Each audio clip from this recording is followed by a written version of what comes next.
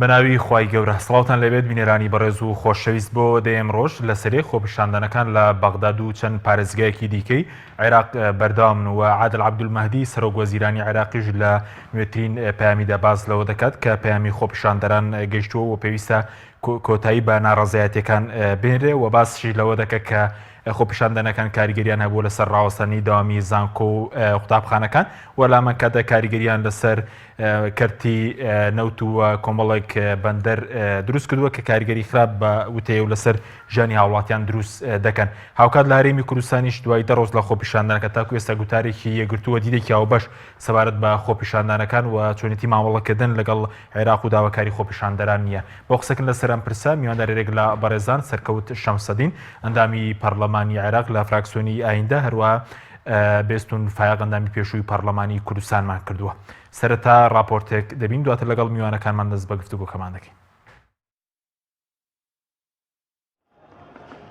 خۆپیشاندانەکانی عێراق بەردەوامن. لایەنە کوردیەکانیش بۆ چوونێکی ئەوبەشیان لەبارەی دۆخی عێراق و خۆپیشاندانەکانەوە نییە.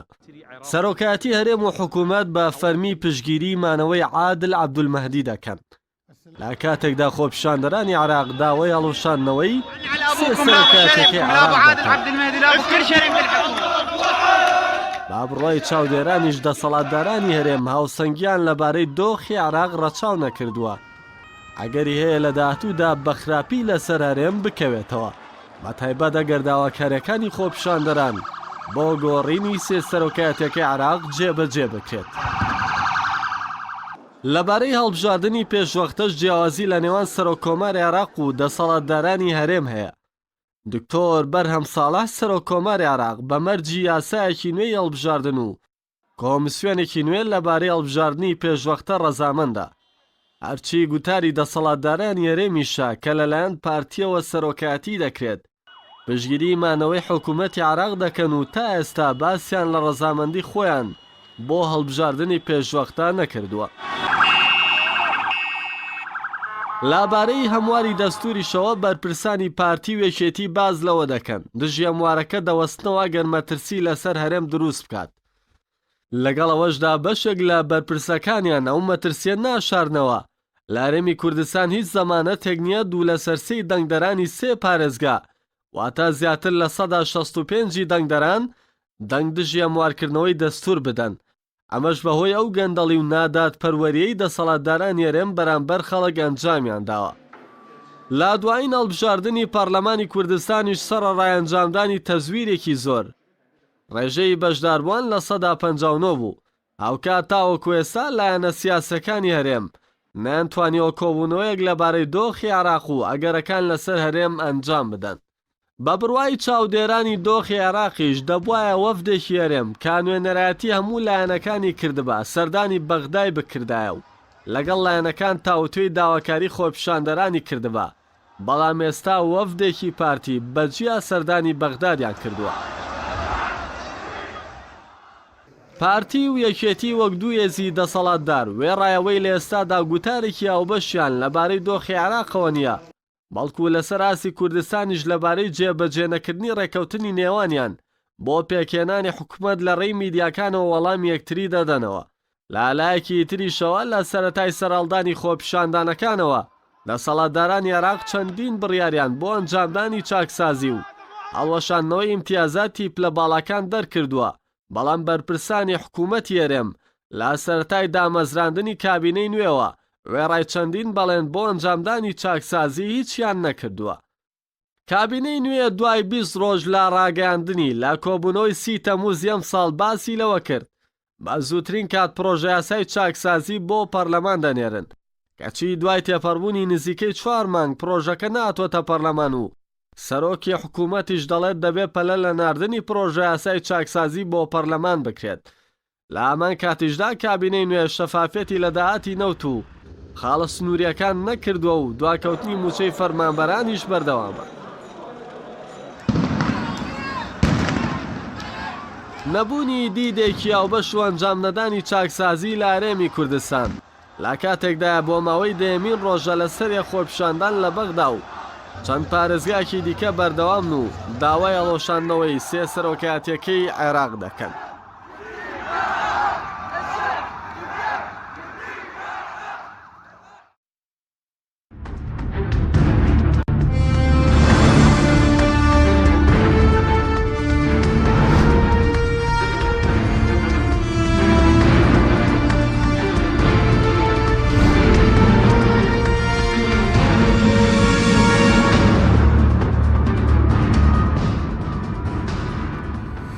جارێکتر سڵاتان لەبێت بینەرانی بەڕێز سوپاس بۆ میوانەکانەوە بە خێربێن سوپاس بۆ ئامادەبوونتان کاک سەرکەوتێک لە بەڕێسم دەست پێ بکەین ئەمڕۆ بۆ دەیمە ڕۆژە خۆپیشاندنەکان بەردەوامن تا ئێستا خۆپیشاندنەکان کاریگەری ئەو تویان دروست کردووە لەسەر دەسەڵاتدارانی عێراق لە سەرەتای خۆ دەستپێکردنی خۆپیشاندنەکانەوە کۆمەڵی گۆڕانکاری خێرا لە عێراقا ڕوویە بەوانەی لە سەرەتای مانگی دایەوە ئەنجامدرا هەندێک بڕیاری بەپەلە لەلایەن ئەنجومەنی وەزیران و ئەنجومەنی نوێنەرانیش کە دەنگمان لەسەردا جێبەجێ کرا و هەفتەی ڕابردووی ژوا بوو بەڵام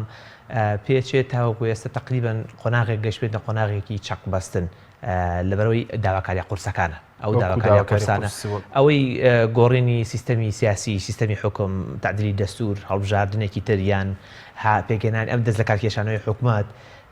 کۆمەڵی هەنگاوی بابرن داواکاری سیاسین زیاتر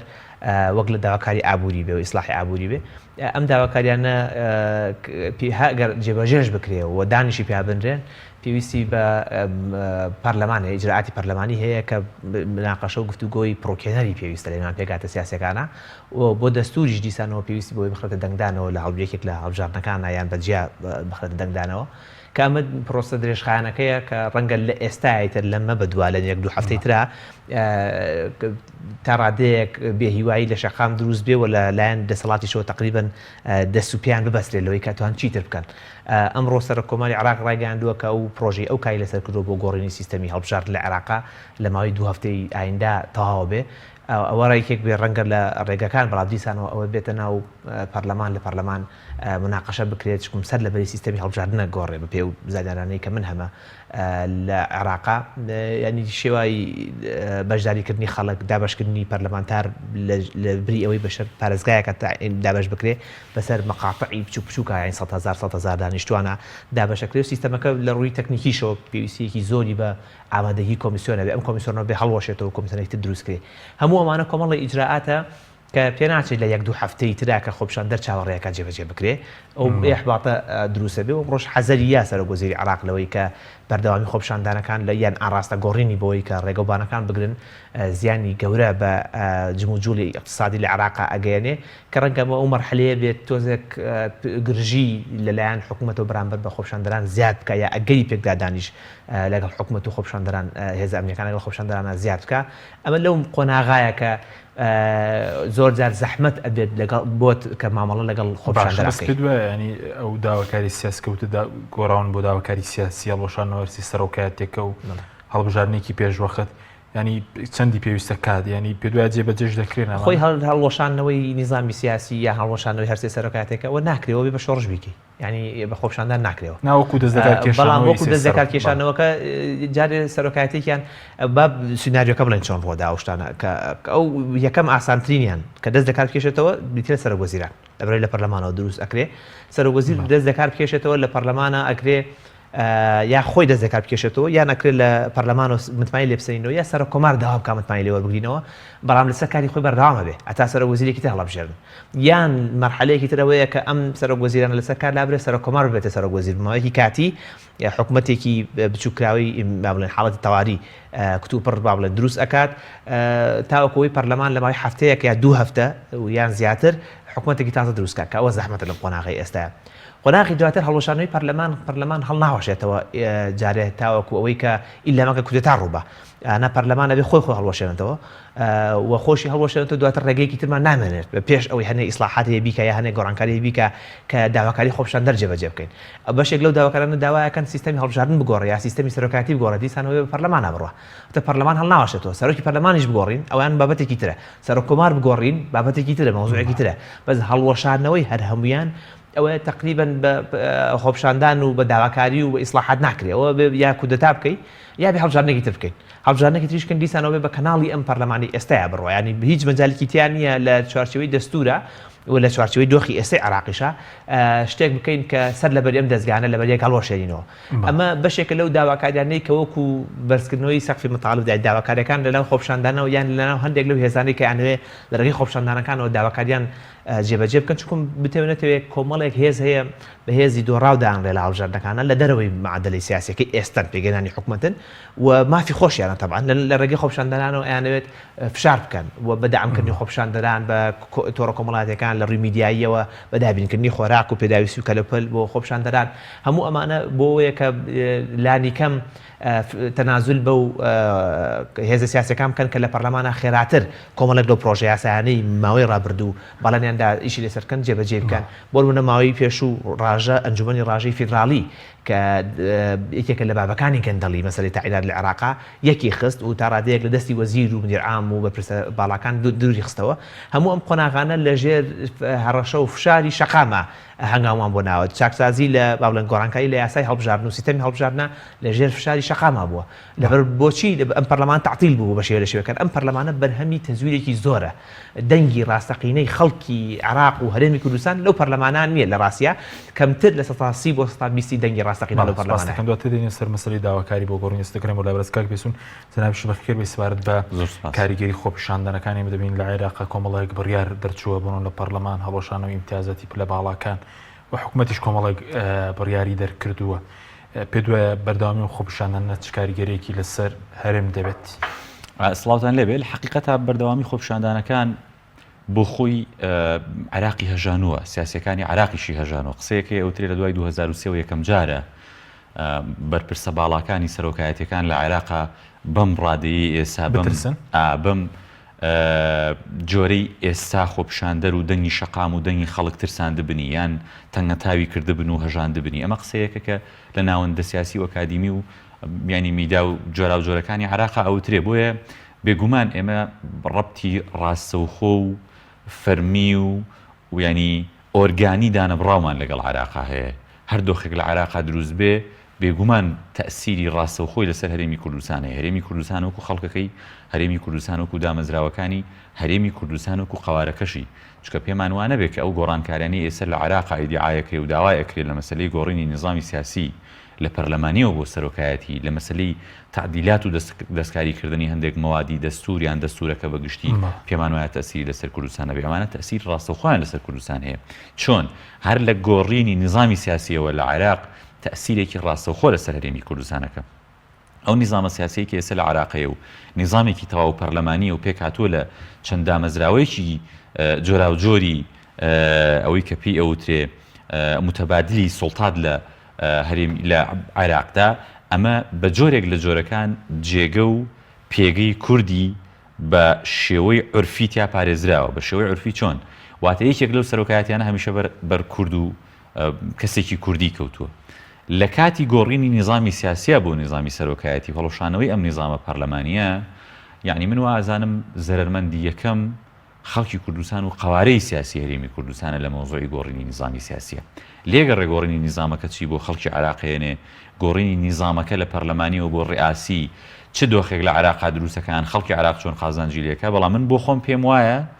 نظامی سیاسی لە عێراقا بگۆڕێ زەرمەندی یەکەم قوارەی سیاسی هەرێمی کوردستان باش ینی بەس قوارەکە خود لە زدانی پۆست ینی ڕەنگە ئەزانی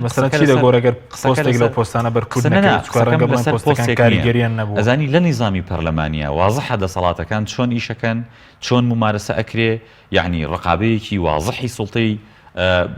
تەشریعی هەیە بەسەر دامەزراوە تەنفیزیەکانە بەڵام ئەگەر هاتو ئەو دەسەڵاتانە لە دەستی کەسێکە لە نظامی سەرۆکایەتیە کۆکرایەوە بێگومان خۆ ئەو شخصە لە عێراقا بەرکورد ناکەوێت حتما ئەو شخصە کە لە نظامە سەرۆکایەتیەکەیە کەسی یەکەمی سوڵتەی تەنفیزی ئەبێ بێگومان کەسێکی شیعاوی لە عێراقا مەسەلەن ئەمە من بۆ خۆم پێم وایە ئەو کات لە ناو هەیکەلی سەرۆکایەتیەکانە ئەگەر سەرۆکەکان لە عێراقدا هیچ ڕۆڵێکیشان بۆ کورد نەبوو بێ بەڵام لانی کەم مەکانەتێک لەوێ هەیە هەر چۆنێک بێ شخصێکی کورد لەوێ قسەکە لەسەر ئەوەیە من بۆ خۆم پێم وایە گۆڕینی نیزامەکە لە پەرلەمانیەوە بۆ سەرۆکایەتی قوارەی سیاسی هەرێمی کوردستان و خەڵکی هەرێمی کوردستان و بەگشتیش ئەوەی کە ئێمەمانانی معارەزە لە کوردستانە بە درێژایی ئەو چەند ساڵە ئیدعامان کردو داوامان کردو نظامی پەرلەمانی لە کوردستانە پەیڕۆ بکرێ ئێمە ئەمانوت لە عێراق نظامەکە پەرلەمانی نظامێکی جوانە نظامێکی باشە با لە کوردستان پەیڕۆ بکرێ بۆیە ئێستا من بۆ خۆم قەت لەگەڵەوە نیم نظامی سیاسی لە عێراق ببێتەوە بە ڕیاسی نیزامی ڕئاسی لە منتیقەکەیە نیزامێکی خراپ بووە ئێمە ئەزمونێکی باشمان لەگەڵی نییە چ لە عێراق و چ لە کوردستانیش تەنانەت باش بۆیە من بۆ خۆم پێم وایە نیزامی پەرلەمانی نیزامێکی زۆر باش لە ڕووی کاریگەریەوە بەس لە ڕوو کاریگەری مەسەلەن چاکسازی و ئەوانەوە هیچ کاریگەریەکی لەسەر هەرێم هەیە بێگومان ئەگەر هەیە بۆ هیچ نەکراوە بۆ بێگومان کاریگەری هەیە یعنی دوو بابەتی جیاوازن ئەزانی هەم جۆری قانونەکان لە عێراق و کوردستان تقریبا جیاوازیان هەیە و هەم جۆری چاکسازیەکانیش لە عێراق و کوردستانە جیاوازیان هەیە یعنی لە کوردستان چاکسازی دەمێکە قسەی لەسەرەکرێ و دەمێکە باسوخواسی نێو خەڵکو و لایەنە سیاسەکان هەمووشێتی بەڵام بەداخەوە نە لە کوردستان هاوشێوەی عێراق خەڵک سوڵتەی ترسان و نە سوڵتە و سیاستمەدار و ئەحزابەکانی ناو سوڵتەش بە درێژایی چەند ساڵی ڕابردوو کە لێرە و لەوێ خۆپیشاندان هەبووە ترساون یان جارێک لە جارەکان بەگوێی شەقامیان کردووە هیچ نەبووە ئەوەی کەسە لە عێراق دەسەڵات دەرەن هەرێم نەتەسێنراوە نازانم یعنی تۆ شتێکە بینیوە خۆپیشاندانێک تووڕێیەکی شەقام گردبوونەوەیە کەمپینێ هیچ حەدەسێ لە کوردستان دروستکە هەفتەی شوباتیش کاریگەری نەبوو هیچ میانی کاریگەری نازانم هیچ بڕیارێکی لێ نەکەوتەوە کە چاکسازیەکی واقعی ئەو تۆ لە کوردستانە بکە هەم داواکاری خۆپیشاندەران هەم داواکاری خەڵک هەم داواکاری شەقامی لێ بکەوێتەوە لە ڕاستیانی چونکە هیچمان نەبینیوە ینی بۆ خۆم لە پەرلەمان بووم ینی جەنابە میدیاکاری کاکسەرکەوت دەزانێ بینیوتە لە کوردستانە هیچ جۆرێک هیچ کاتێک لە کاتەکان سوڵتە ئەشخاصی ناوت سوڵتە لە خەڵک ترسابنیان لە ترسی شەقامە شتێکیان کردبێ نە کە من لە سەرەتای قسەکانمە باسی ئەوم کردوتم ئەم جارە لە عێراق بە جۆرێک سیاسیەکان و سوڵتە لە خەڵک ترساون کە بە درێژایی 16 ساڵی حکومی تازەی عێراق ترسی وا لە حکومڕانەکان نەبینراوە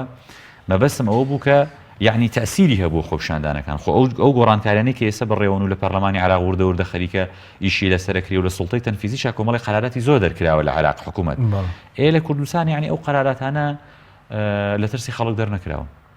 باشە سپاس بەداخەوە بەتەرگرێم وڵای بەڕێزت قسەی زیات لەسەر چاکسازی و چارونسی پرۆژە یاسای چاکسازی دەکەین کاک سەرکەوت سەبارەت بە گۆڕینی دەستوری ئێستا باز لە گۆڕینی دەستور دەکەیت مەترسیەک هەیە لەسەر خەڵکی کوردستان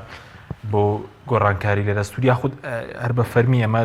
داوای خۆپیشاندەرانە گۆڕینی دەستوری یاخود ئەو خەڵکی ترە داوای دەکەن خۆی ماوەیە کە ئیشی لەسەرکرێ هێزە سیاسەکان تریش بەڵام بۆ بە بەشێک لە داواکاری خۆپیشاندەران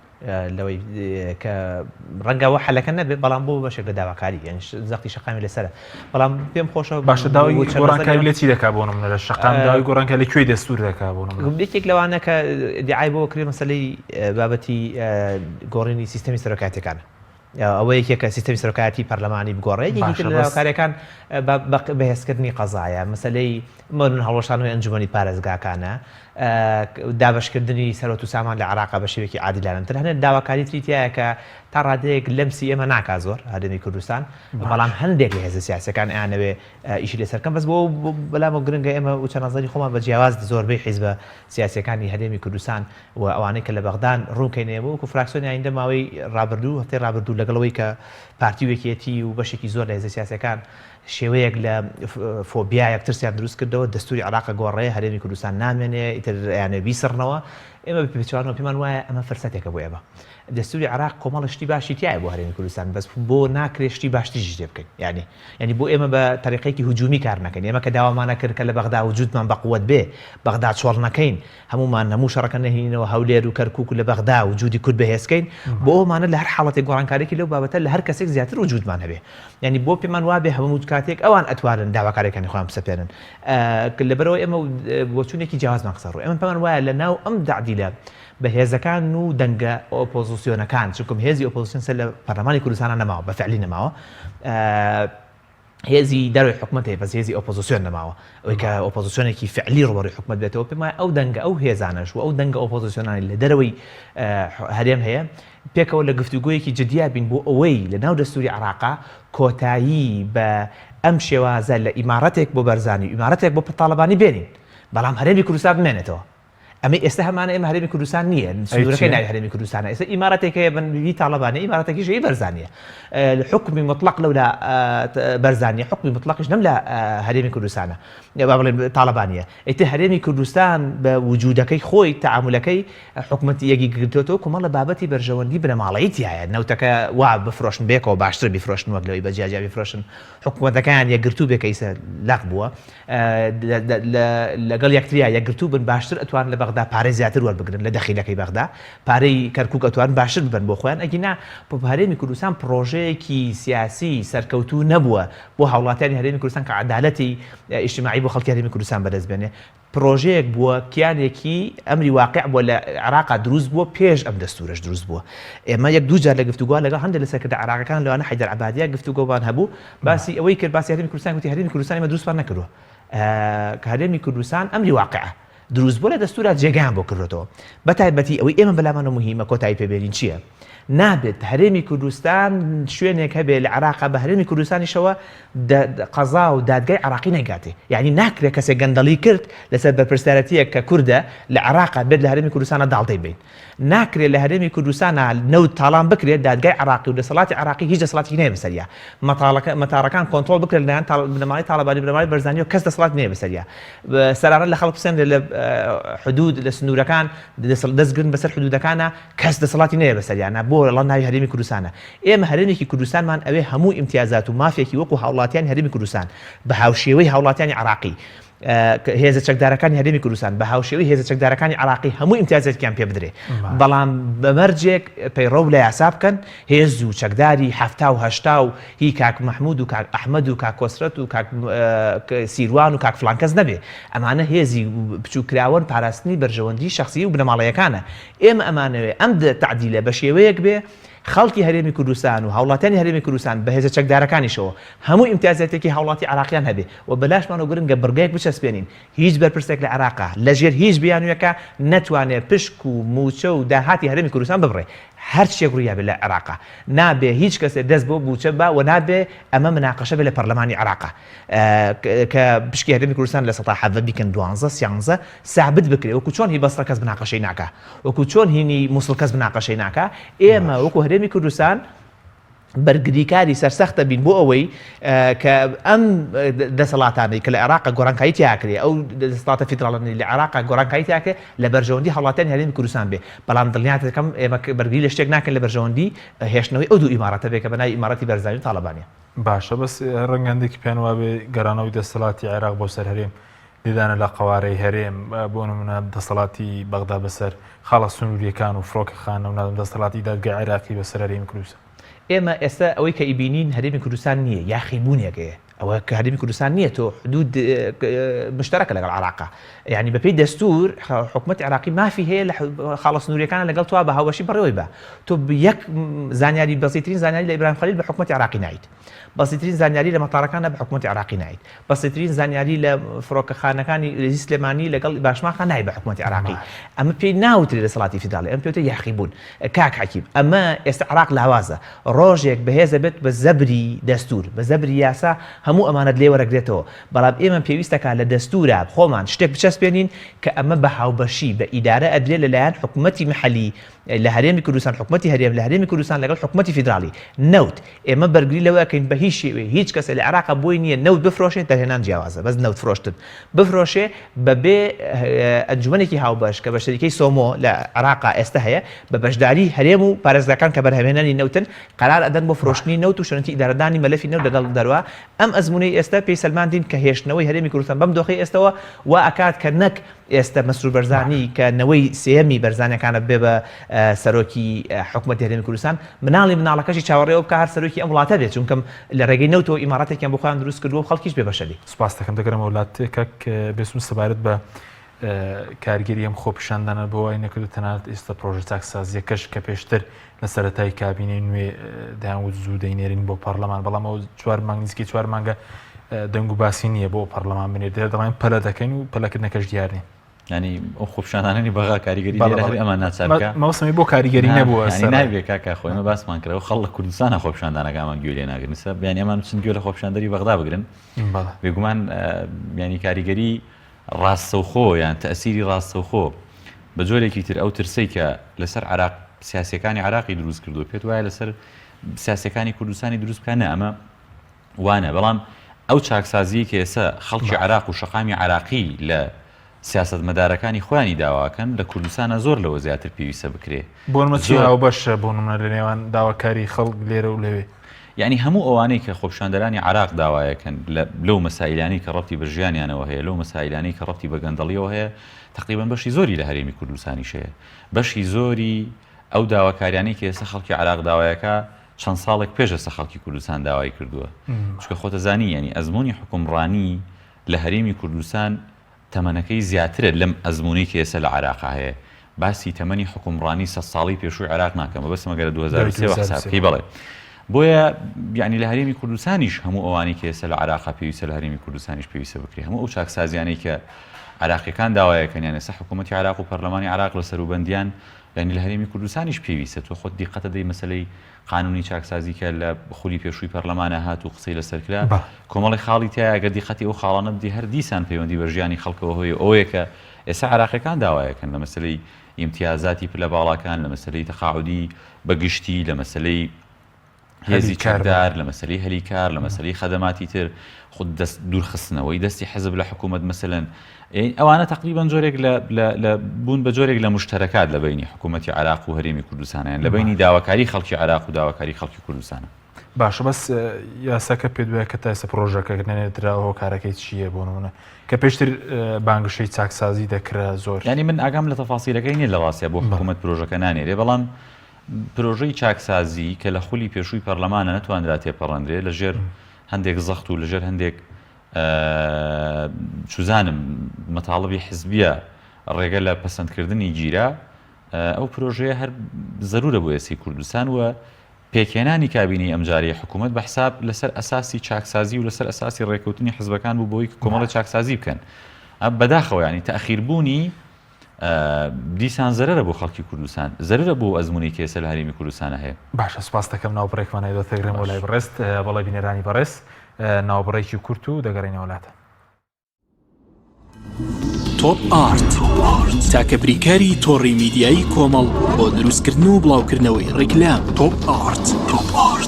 ئایا تا ئێستا بیرت لەوە کردوتەوە کە ئینتەرنێتێکی بێسنوور بەکاربێنی یان بیرت لەوە کردوتەوە کە بۆ هەفتەیەک یان 2 هەفتە ئینتەرنێتی بێسنوور بەکاربێنی سەرڕای هەموو ئەمانە تا ئێستا بیرت لەوە کردوتەوە کە بۆ یاری ئەلکترۆنیەکان ئینتەرنێتی بێسنوور بەکاربێنی بێگومان نەخێر فانسی نێت هەموو ئەم کێشانەت بۆ چارەسەر دەکات تۆش دەتوانیت بۆ ماوەی هەفتەیەک یان 2 هەفتە یان مانگێک بەردەوام بێسنوور لەگەڵمان بیت ئێستا خزمەتگوزاریەکانمان لەم شوێنانە بەردەستە سلەیمانی شارباژێر شارە زوور هەڵەبجە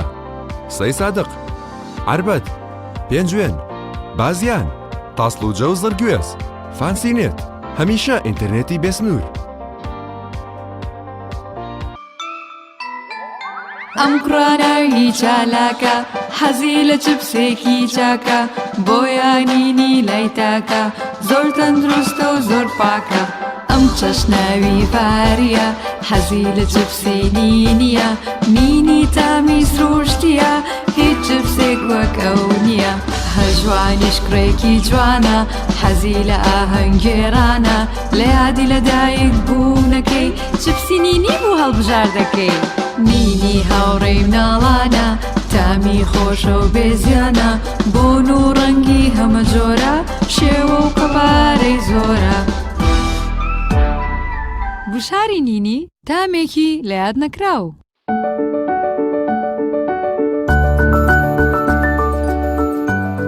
ڕاستە هەستی دایک بوون زۆر جیاواز و چێژبەخشە بەڵام بەرپرسیارەتێکی قورسیشە ئەرچی دایک پاراستنی تەندروستی و گەشەکردنی منداڵەکەیەتی باشترین خۆراک بۆ منداڵەکەی شیری دایکە بەڵام لەبەر هەر هۆکارێک دایک نەتوانێت لە شیری خۆی بە منداڵەکەی بدات باشترین جێگرەوە کۆنفیلاکە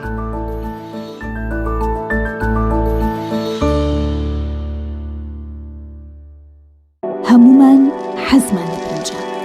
برنجێک تامی ڕاستەقینەی برنجمان پێ ببەخشێ باڵزار جمەی دێت لە برنج بەڵام بژاردەی من برنجی دۆلفینسیە بە تام و بۆن هاوشێوەی برنجی کوردیە 100% سروشتیە برنجی خڕی دۆلفینسی شێفە گەورەکان سەرسامەکات بۆیە بێد و دڵی بژاردەی من و کابانی ماڵە تا ئێستا زۆر جۆری برنجم تاقی کردوتەوە بەڵام هیچیان وەک دۆلفینسی نییە تامێکی ترە ئێوەش دەتوانن تاقیکەنەوە دۆلفینسی باشترینمان بۆ هەڵبژاردن تۆپ ئارت تاکە بریکاری تۆڕی میدیایی کۆمەڵ بۆ دروستکردن و بڵاوکردنەوەی ڕیکلام. تۆپ ئارت.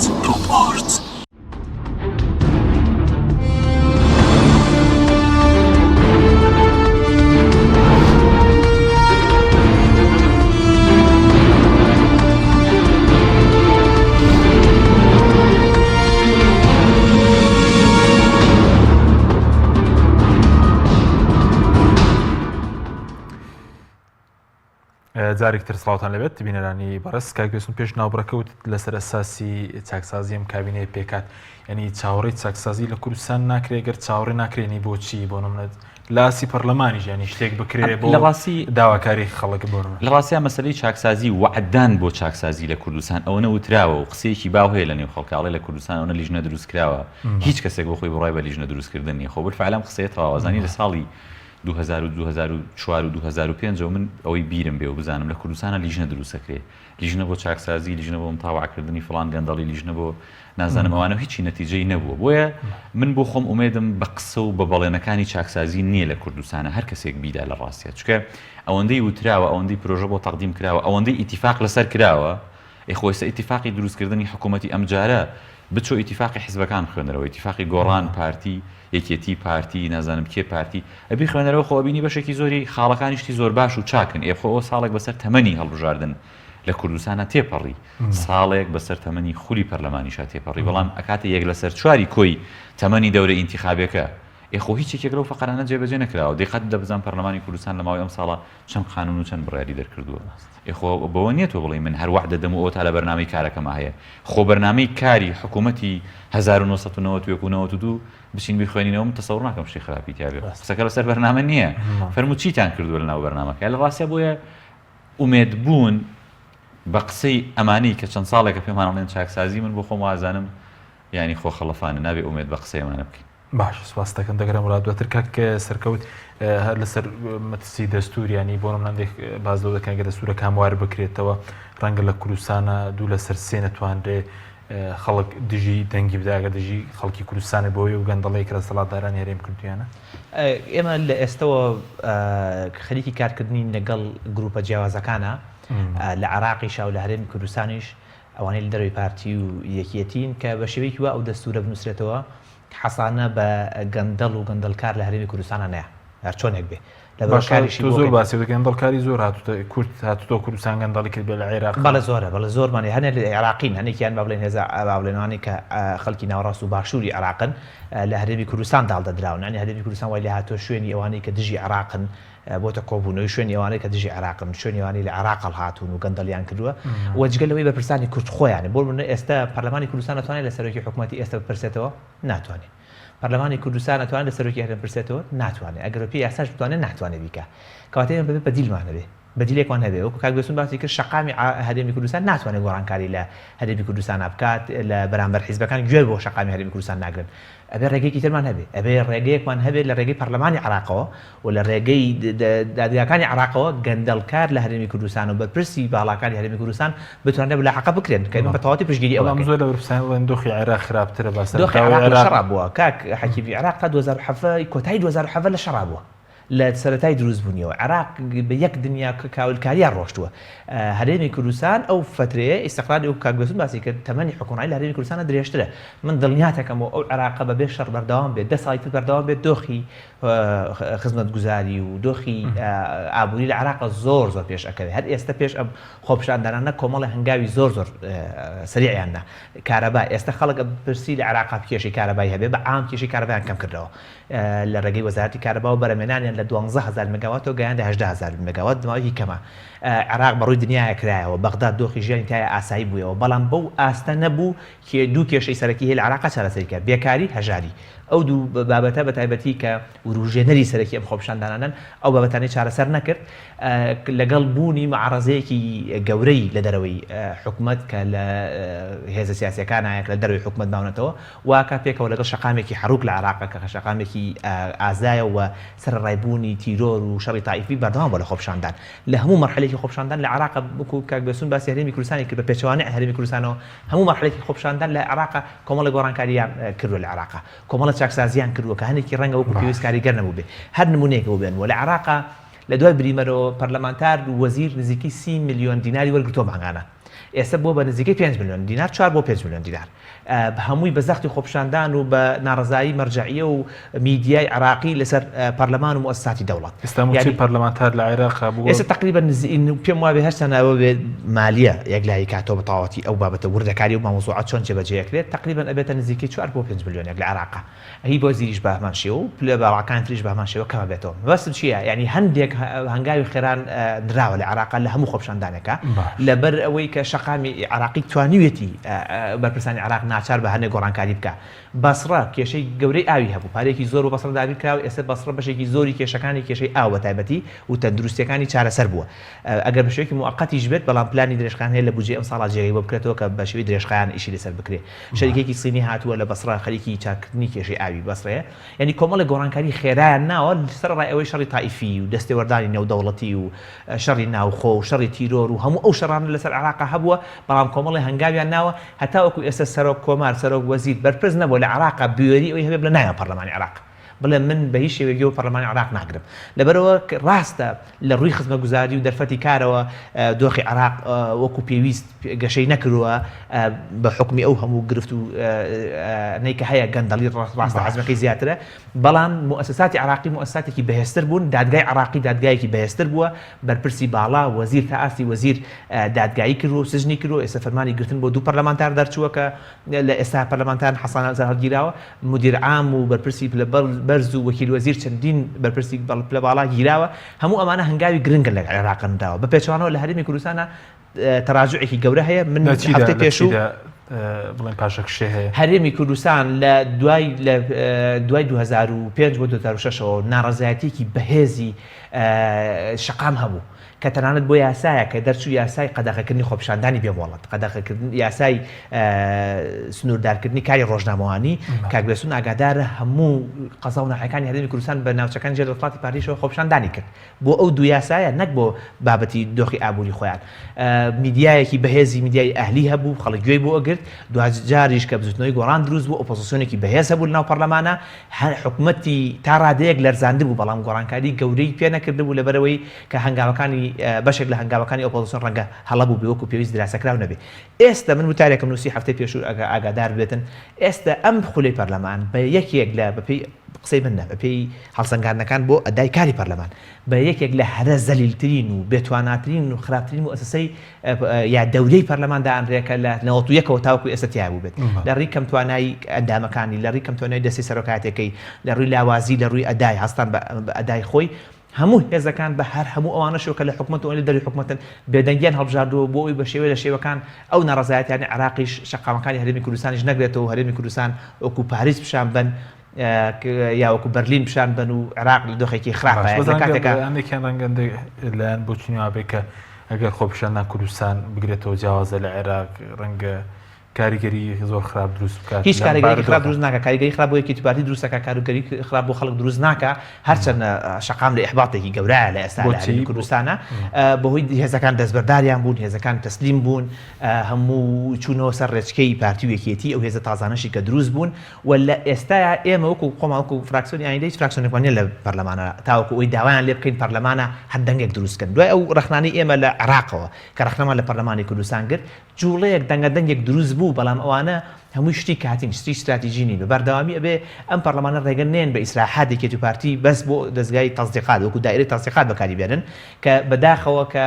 بەهۆی کەوتنی ئۆپۆزیسیۆن و تەسلیمبوونی هێزەکانی تر و دروستبوونی هێزی ساختەی تر وای کردووە کە ئەم پەرلەمانە بە تەواوەتی لەژێر کۆنتڕۆلی پارتی و یەکێتیا بێ یەک نقطە پێڵ وەکو زانیاریەکیش بەلات بێ لەسەر پرۆژەی چاکسازی ئەوەی هەرێمی کوردستان کە دوای ماوەیەکی زۆر هێشان ڕۆشتووە بابەتەکە پەیوەندی بە پارتی و یەکێتیەوە هەیە بەگشتی بەڵام لە ئێستا پارتی بیانووی ئەوە دۆزێتەوە کە هیوادارم ئێوە وەکو میدیا بەدەرچوونی بۆ بکەن کە یەکێتی ڕێگرە لە ناردنی پرۆژەکە بۆ پەرلەمان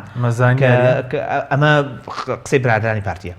کە ئەمە ڕێگرە بە حکمی ئەوەی کە پارتی زووتر بندیوارەکانی خۆی لەبەرەوەی هەموو ئەساسەکەی لێشە دەستا بووە بندیوارەکانی خۆی کردۆ بە فەرمی یەکێتی 15,000 هەیە فریای نەکەوتۆ بیکە بە فەرمی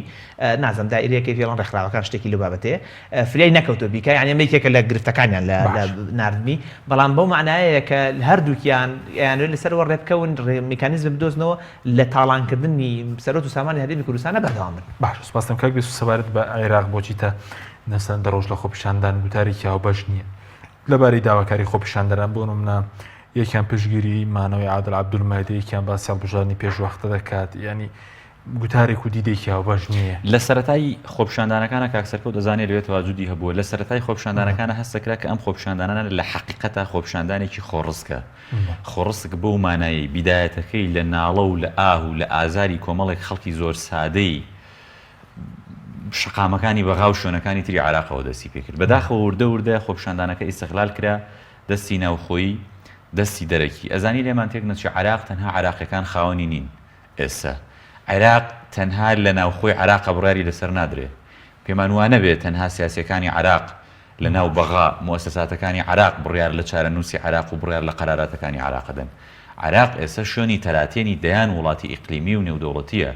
عێراق ئێستا قەرارات و ینی تەوجیهاتی جۆرا و جۆری لە مەنتیقەکە و لە وڵاتانی جیهانەوە بۆ دێ بۆیە عێراق بەداخەوە بۆ بە ناوەندێکی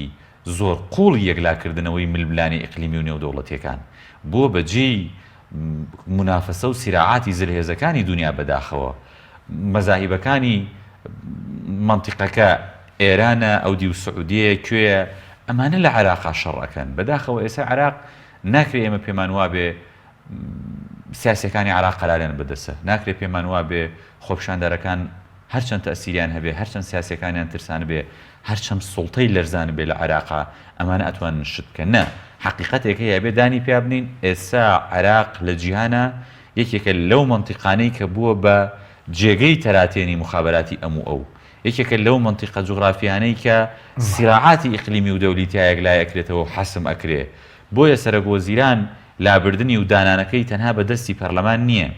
تەنها بەدەستی لایەنە سیاسەکانی عێراقیش ڕۆڵی خۆی نەبینیەوە نە پەرلەمانی عێراق سەرباری هەموو ئەو تێبینیانەیەکێکە لە مؤسسە چالاکەکان ئەزانی عێراق کاک حەکیم هەرچەند دۆخی وێران بێ هەرچەند گەندەڵی تیابێ هەرچەند دزی تیابێ هەرچەند بەپی ئەو قایمانی کە ڕێکخراوە نێودەوڵەتی و ڕێکخراوە ئیقلیمیەکان بڵاوەکەنەوە عادەتەن بڕۆ عێراق هەمیشە لە پێشەوەی لە خراپیە باسی ڕێژەی بێکاریەکان عێراق لەسەرەوەی باسی گەندەڵیەکان عێراق لەسەرەوەی بەڵام عێراق دەوڵەتە عێراق کللتوری دەوڵەتداری تیا هەیە عێراق وەزیرێک ئێستاش لە بەردەم پەرلەمان و پەرلەمانتارانە ئەوە ئەکا بەڵام لە پەرلەمانی هەرێمی کوردستان وەزیر بە تەحەداوەڵە نایەن بۆ پەرلەمان مەسەن لەو دەورەیە ئێمە سەرۆکوەزیران بۆ خۆی نووسراوی ناردووە بۆ هەموو وەزیرەکان هەڵێک کەس نەچێ بۆ پەرلەمان هەر نووسراوی ناردووە نووسراوی ڕسمیت ئەکرد بە طریقەی ئیشی پەرلەمانی یان بە طریقەی ئیشی لیژان یان بە طریقەی شخصی لە ڕێگەی ئیتیساڵی شخصی پەرلەمانەوە ئەسڵەن پەرلەمان یعنی وەزیر و کاربەدەستەکانی سوڵتەی تەنفیزی نەک خازع نەبوون بۆ ڕقابەی سوڵتەی تەشریعی لە پەرلەمانە ئەسڵەن حسابشیان بۆ پەرلەمان و پەرلەمانتار ناکرد بۆی ئەو مقارنەی لە بینی عێراق و کوردستانە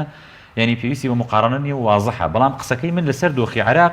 بۆیە پێمان وانە بێ ئەمەی کە لە عێراقا ئەگوزارێت تەنها ئەو بابەتانەیە کە ئێمە باسەکەی نا وەزعی عێراق ئەوانەی کە لە عێراقا هەیە زۆر لەوە گەورەتر و زۆر لەوە قوڵتر و فراوانترە کە ئێمە تەحلیلی لەسەر بکەین دو پرسیارم پێ دوێ ئەنی دۆخی خۆپیشاندانەکان چی بەسەر دێ و بەکوێ دەگەێت تاکید لەواکەمەوە تەنها خۆپیشاندەرەکان بڕیار لەسەر چارەنووسی عێراق نادەن سیاسەکانی عێراقیش پەرلەمان مؤسسەی سەرۆکایەتی مؤسسەی تەنفیزی چی ئەمانە بڕیار لەسەر چارەنووسی عێراق نادەن چارەنووسی عێراق گۆڕانکاری لەناو عێراقا یەکلاکردنەوەی مۆزوعی نیزامەکە ئەوەی کە باسمان کرد پەرلەمانیە سەرۆکایەتیە چی ئەمانە خەڵکی تر و دەوڵەتی تر و شوێنی تریش مشارکن تایە باشە سپاسم کاک سەرکە دو پرسیارم کێ نوێنراتی هەرێم دەکە ئێستا بۆ مامەڵ لەگەڵ خۆپیشاندنە یاخود دیدێکی ئەو بەش بۆ نییە سەبارەت بە خۆپیشاندان وەڵبژارنی پێشوەختە و ئەوان خۆی ئێمە پێویستمان بەوە نیە هەرێمی کوردستان با بڵێن لێوەی نوێنرایەتیکە نوێنەری کورد لە پەرلەمانە هەیە هی پارێزگاکانی هەرێمی کوردستان بە کەرکووک و ناوچەکانی تریشەوە لە ڕێگەی ئەوانەوە توانن من خۆم بە شخصی لەگەڵ بەشێک لەوانەیە کە چالاگوان بوون لەگەڵ لیژنەکەمان لە تەنسیقا بوون گفتوگۆم لەگەڵا کردوون و بەردەوامیش لە ئیتیساڵان لەگەڵیانە ئەوە ئەکرێ بەڵام بەشێکی زۆری پەیوەندی بێ ئێمە عاملی خەرمی لە عێراقا خەریکی بەرگریکردن لە پێناو بەرژەوەندی شخصی و حیزبیە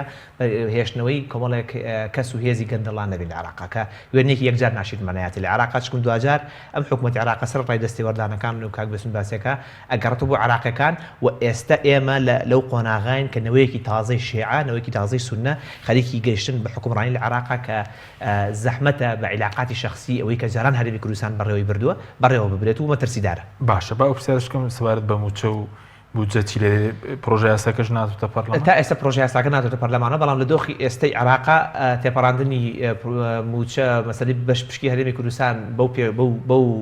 تەریقەی پێشوو کە هەرێمی کوردستان بەردەوام بێ یا پارتی بەردەوام بێ لە تاڵانکردنی نەوتی هەرێمی کوردستان بەبێەوەی بەشداری بکات لە عێراقا تا ڕادەیەک مستەحیلە. ئەگەر نەوتەکە تەسلیم نەکەن ڕێگەیەکە دۆزێتەوە پارە بە هەرێمی کوردستان بدرێ بەڵام ڕێگەیەکیشە دۆزێتەوە بۆ و تاڵانکاری بەردەوام نەبێت. بەڵێ تاڵانکاریە. باش سپاس دەکەم سپاس بۆ ڕێزان سەرکەوت شەمسەدین ئەندامی پەرلەمانی عێراق لە فراکسیۆنی ئایندا بێسون فاق ئەندامی پێشووی پەرلەمانی کوردستان. سپاس بۆ بینێرانی بەڕێز سپاس بۆ هاوکارانم تا بەرنامێکی دیکە خواتان لەگەڵ.